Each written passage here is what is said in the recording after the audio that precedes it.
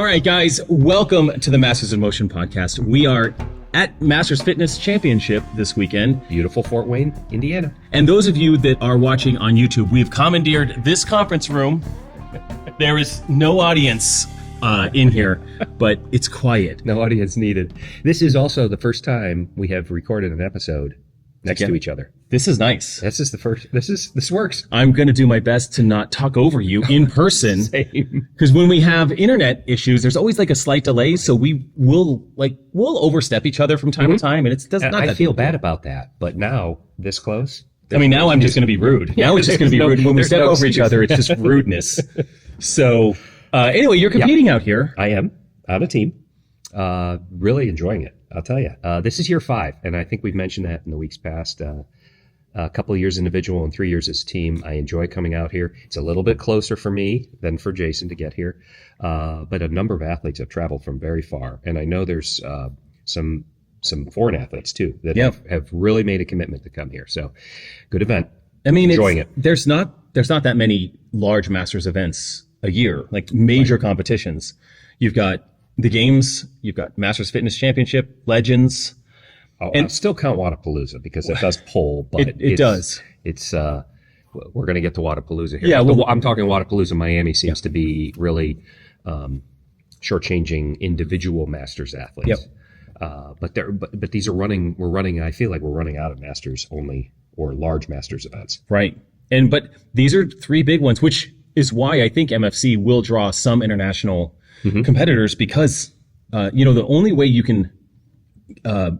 In my mind, one of the ways you progress in the sport of CrossFit is to get some reps done while in competition. Correct. And so you want to find a large competition where you can have all the feelings, the nervousness, everything goes into nutrition, warm up, the nerves, cool down, watch your schedule. Yeah, multiple events a day, and you can't recreate that even when you're doing a mock trial test event at home.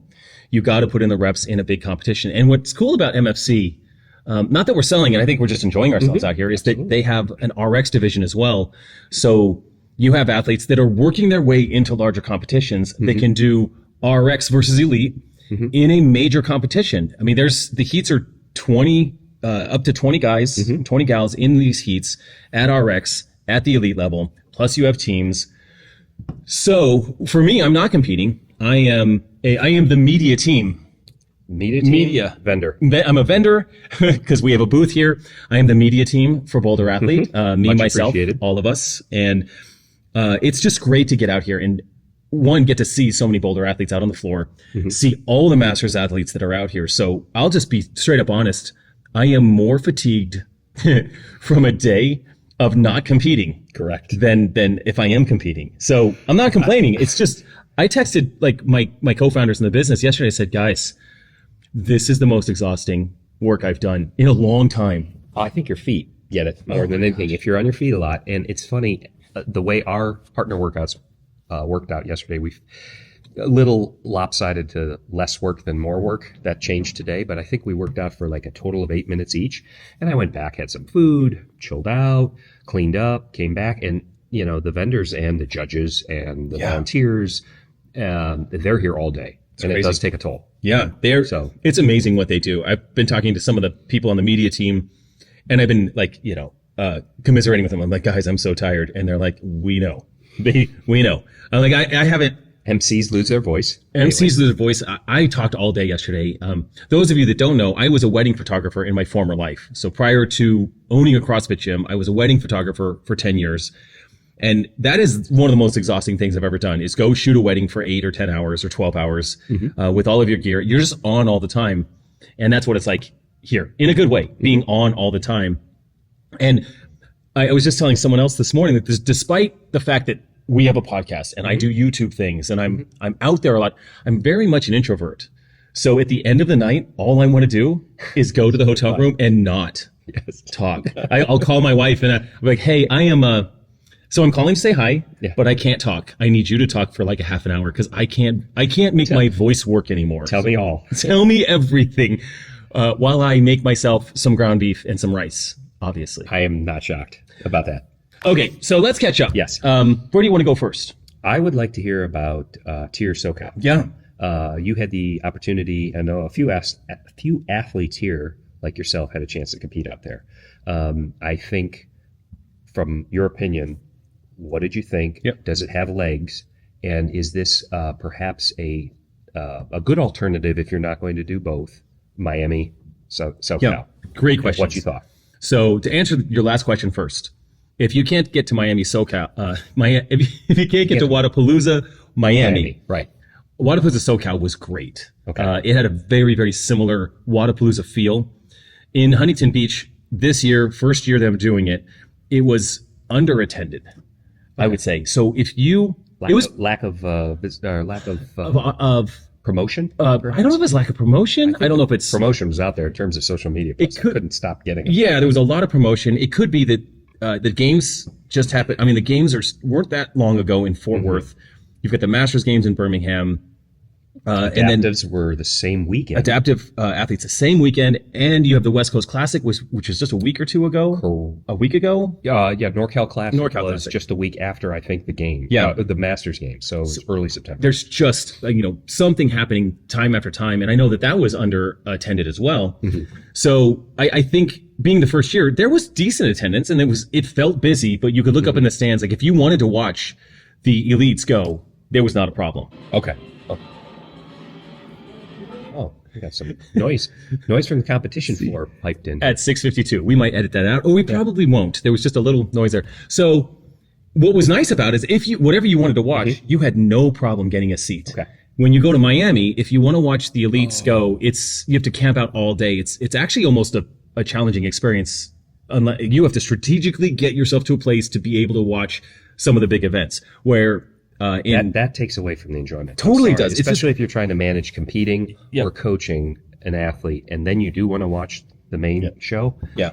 And then you have no chance of seats, or you're squished in. I mean, it's almost like going to Disneyland or Disney World. Like, look, just charge me more and let less people in so that I can get a good experience. Right. And I think that's what Miami has to do, or it'll be a South Beach this year. Just charge more, maybe get less people. I wonder if the South Beach move helps them, because if you've been down there, your Bayfront Park there's no room to move. Yeah. So maybe they expand that down there, get more stadium seating, which would be interesting and fun. Going back to SoCal, so it's great to watch, fun to watch. It was it felt very much like Wodapalooza. I mean, the colors, the energy was big. Wodapalooza is always huge energy, so tons of energy, so much so that I was on a team with Sam Dancer, Eric Hinman. We were a Masters team, and we would go, we would compete, we would walk around, say hi to everyone for about an hour after an event, and then we would actually go to a hotel lobby to decompress, to just be out of the party, and then we go back into the party of Wodapalooza. Wodapalooza has that party feel. I got that even from the watching Tier Cup. So I much mean, fun. just when you saw the background and the screens and the music, you just felt like here was a big difference, huge difference. Miami in the winter can sometimes have some weather, but you're not cold. You're not, like if the sun is out, you're not cold. But SoCal, you're right on the ocean. And so what's interesting is if it's cloudy out, there's not a big ocean breeze. Okay. And so a cloudy 70 degrees is very comfortable. A sunny 75 degrees is wicked cold. It's freezing. Breezy. We were, if we weren't competing, we were freezing. If you watch the people in the audience in the Tier Cup, you saw them with jackets and blankets because that breeze just never stopped. Again, that doesn't matter. What you do is you just plan accordingly and dress warmly and you go watch. But it's a very unique setting. Because you were right at a lot of those. I mean, you're on set up. Everything was on the beach. On the beach. In fact, the main stage, I think it took them a good amount of time to set up the flooring so that it was actually flat. When you watch the Tier Cup and they were doing their max snatch and max clean, the barbells kept wanting to roll away from them, as if you're in your local gym where the floor is not quite perfect. Do your best. And that bar is rolling away.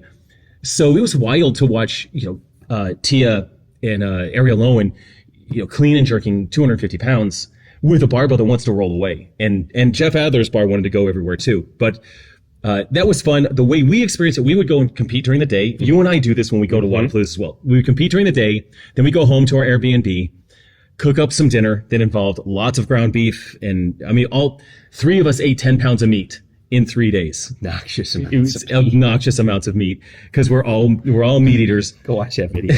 It's so much fun. Pot of meat. It's we described it as NC-17. There's so much food in this episode. But at night we would just watch the stream. Okay, so you didn't go back. We did not go back. Bother freezing. No, and honestly, if we were in a hotel right there, we probably would have gone back to have fun with the camaraderie and all that. But we were 20 minutes away. Oh, okay. Go home, eat, shower. And I mean, we're old guys. We want to put our feet up, watch it, go to bed. We had to get up pretty early each day to get in there. I know that here. The funnest event, best event. Yeah. They had 1,000 competitors all doing a 5K run at 7 a.m. on the beach. Nice. That was pretty sick. Just as a fun experience. Anytime you're doing a long run like you that. wore shoes?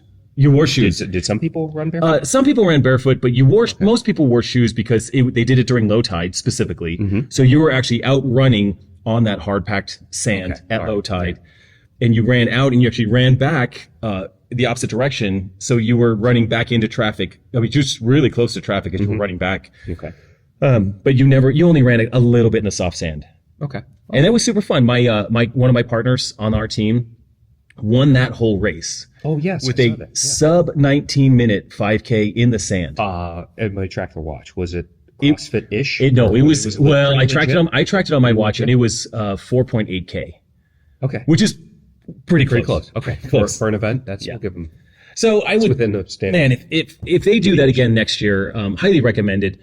I mean, I love Huntington Beach. I've vacationed there a few times. Okay. It's beautiful. The vibe there is very cool. It's easy to get around. Okay. There's places in California that are just not easy to get around. But if you can stay somewhere in the Huntington Beach area, everything's 15 minutes away. Okay. Whole Foods is a 15-minute drive. We rented a car. So it is one of those things where like... It gave you some flexibility. Yeah, we rent a car. We go get our own food. We want to be able to cook our own meals. But it was great. Yeah, a lot of fun. And I competed on a team there as well. So my second team experience. Second team experience, I was going to say. I am on board with teams. You're going to have to balance your schedule now between individual competitions and teams and find out. I just want to double my schedule now. We're bringing him over to the team side. It's good. A lot of fun. But so that was fun. Now we're at MFC. Well, go ahead. You'd go back again. I would go back again. Right. Yeah, so thumbs up. Experience. Great experience. I wonder if it's always going to fall where it did in the calendar now. Again, it wasn't that many weeks post games, and for them to get a number of the top athletes, I heard not Team North America, but Team World had to go down a checklist with invites, and some of the competitors that they were asking just had obligations, or just weren't trained, or just didn't want to go back into it, especially if they have Rogue on their calendar. For November coming up. I mean, so where does it fall? But we know it wants to fall opposite of what do you call it? South Beach. Now. South Beach, yeah. And what's interesting for those Tier Cup competitors, I mean, there could have been some of them that didn't come and compete because they didn't know exactly how that Tier Cup would play out. I think overall for those athletes, it was less overall volume than they would ever have in a major competition. But it wasn't. It looked like good fun. It looked like good fun, but they did have to kill themselves a few times over. That one monostructural event with the 50 cal bike, burpees over the worm, and then the 500 meter run. I mean, it was very fun to watch, but to see them, what was it? Dallin was against Bukowski on that, right? And those guys Emily against Gracie Walton. Yep. Gracie Walton, I think. The guys did 50 cals in 38 seconds. Okay. All right. So we're all human on this podcast. For today, I had 40 cals on the Echo bike, and now it wasn't an all-out sprint, but it took me a little over 2 minutes. It was into something. So now, to be fair, Rick, this was into something too, but he had a little bit of rest. No, he had like 8 minutes of rest. Yeah, okay, so that was 50 cals for time. Rick did 40 cals, but you chose to pace it because you did have to go into sandbag work. Yep, that's a different event. Yeah, I think you're for 50 cals, Rick. I think you could go sub 2. Okay. Well, you're going to hurt real bad. Let's find this out. I mean, I'm not... Okay, Boulder Athletes, 50 cal biker is coming. It'll be wiggled in there as a hot start. We're going to name it. Yeah, we're going to name it as the Stevenson. And they can all... I'm going to put your email address on there for all of them. They can bring their hate. Yeah. Sorry. How's the competition going so far? Competition is good so far. 2 events a day for really everybody. 2 events for teams, individuals, and elites and RX. Only constructive criticism, I think, is it was very light yesterday and it's a little longer today. and then we'll see. It's kind of moderate time domains tomorrow. So it didn't feel like we did a whole lot yesterday, and then today we really got worked over. Good programming, as always. I enjoy the programming here, and it's fun to work together as a team. Oh, you guys! I mean, it's just you're out there on the floor, and you're either having to do synchro work, having to tag in, you go, I go, you complete the task, and then it's my turn to finish. It's good. They run a good competition here. Yeah, they're on time. Yep. Oh, yesterday's and as you would expect, there were some travel delays for folks getting here because of the hurricane that went through. It really caught up a lot of the volunteers and judges. Yeah. So they had to extend the day a little bit, split some heats, and we'll give them the benefit of the doubt because normally, and now you've seen 2 years here, they do a really good job of staying on time. Yep. And I think that's important when you have travel plans. The final day, you want to get out, you want to have a flight to catch. It's important for a competition to be accurate instead of sloppy. So they do that well. The observation I noticed this year, by not being a competitor, right now I get to see more from a bird's eye view, right? Yeah. And a couple of things that I really liked was that at this competition, you have teams, you have elites, which is something we're very used to having in many competitions, but to have an RX division in there, again, we talked about this earlier, to let people get their feet wet in a big competition. That's important. I love that division. I also found that they did have some high skill movements, like handstand walking. And if you could not handstand walk in the RX division, if you couldn't make a minimum distance, you could have a substitution, which was, walking with double dumbbells overhead. Right. But if you did handstand walk, you would always place higher no matter what if you did a handstand walk. But those that did not handstand walk had a slightly alternate but similar stimulus to complete. And I think that's fun. So it takes out some limitations for athletes that they're like, oh, well, I can't handstand walk. I don't want to go do that. And it stops us, and it happened to us, and it stopped us from getting from working for a couple of minutes and then calling it an event. Right. So you did the modification. Yeah, our team did the modification. We plowed through and got the rest of the workout in. And frankly, that's we're here to have fun. We're here to compete. I'm not here to stand around. Yep. Yeah. I mean, so you go back to the drawing board and you work a little bit more on some of the skills that you think you're a little deficient in. The other thing I noticed, again, not being a competitor, is how much I want to be a competitor, but that's a separate thing. How much FOMO I have about these workouts, but they have a general rhythm where the teams in the RX go in the morning and the elite athletes go in the afternoon. Correct. So you're set up to, you're done by 10, 11 a.m. every day and showered, and you did laundry and are back. Yep. The elite athletes can come and watch a little bit earlier and then start at 2:00 in the afternoon and run until 5, 6, something like that. So that makes some efficiencies. When you're the competitor, when you go at like 8 a.m. and then 1 p.m. and 6 p.m., that's just a rough day. Not enough time to really come and go. Yep. Not enough time to, maybe a little bit of time to eat, but it's very disruptive to a schedule that you're trying to keep. So they have been respectful of that. Get you in, get you complete, and move you out. And move on. I mean, I know a friend of mine in the RX division is going home to lay on the couch this afternoon. Okay. It's his first big competition, so it's a big deal. Whooped. He had spent himself today, and today was the 2 longer workouts. Yep. So he's whooped. He's going to go home and chill out. Tomorrow has a couple of really challenging events built in, and that's great. Now, again, you can go home and do some laundry even and come back. The other thing I noticed about MFC in particular, that for masters athletes, and I don't want to get too deep into the programming. I think we could talk about that at a certain point. The programming between the games, maybe even Wodapalooza events that we've experienced, and MFC. But I would say in general, I feel like the MFC events are a little bit broader in the tests. Meaning there was, the time domains, there was 2 20-minute time caps today. Yeah. So there's an opportunity for them to be longer, although most people are finishing in that 10 to 12 to 15 minute range. But they're heavy. I mean, this is where we see 200-pound sandbags for regular athletes. Correct. Right? Which is unusual. Yeah. Yeah, it's heavy. Last year we did sandbag cleans and sandbag walks. Carries with 200-pound sandbag, which I never touch. And I thought that was crazy. The weights are often quite significant. I did 365-pound deadlifts last year in the 45-plus division. I remember that. Right. This year it's overhead squats at 185 for the younger age divisions. And, when you're out here watching a lot of these men and women go, I think it was, I shouldn't say, it was 185, 125, I think, for the ladies. Maybe. I think that's right. So, again, for a master's athlete, it comes down to overhead overhead positioning and mobility to get down below parallel. Yep. So many no reps called by the judges. Yes. And arguably it's the right thing to do. And if People were not achieving full depth. a fun version of the workout was that you started with a row and then you had to complete overhead squats first, and then front squats, then back squats as you went through this chipper. But the overhead squats, if you dropped any of the squats, you had a penalty of 10 bar facing burpees. Yeah. So if you dropped that overhead squat, I mean, this was one of those tests where, like, if you don't have it, you're going to pay. I saw people doing 30 or 40 bar facing burpees, Yep. just trying to get out of the round of 9 squats. When people got stuck there, you got punished. Yes. Which, again, this is competition, and I think it's always interesting and I want to say fun. I don't know if athletes think it's fun. It's fun as an observer, Right. to have something looming over your head that if you break, you're going to get.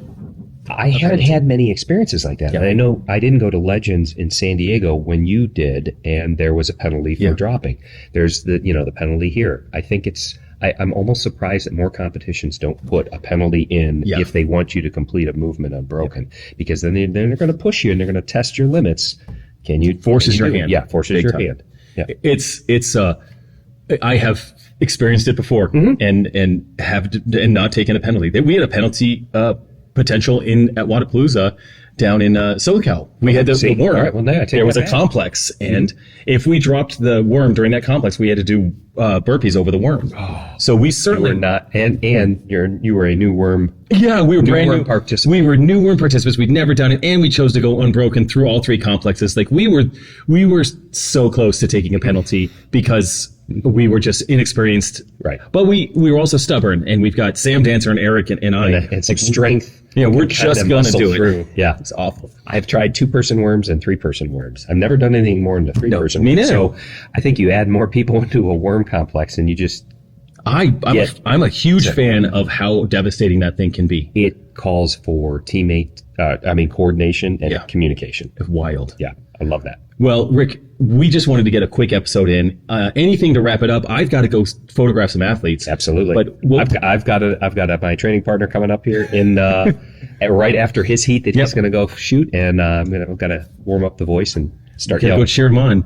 Well, guys, thanks for tuning in to our short and brief episode. But hey, In person, in a conference room. yep, great to see you. Likewise. Let's do it again. It worked. All right. Gotcha. See you guys next time. Thanks for tuning in to the Masters in Motion podcast. We'd be so grateful if you could take a moment to leave us a 5-star rating on Apple Podcasts or your preferred podcast app. If you're watching on YouTube, subscribe to the channel. Your support helps us reach more listeners and grow our Masters community. Until next time, get bolder, not older.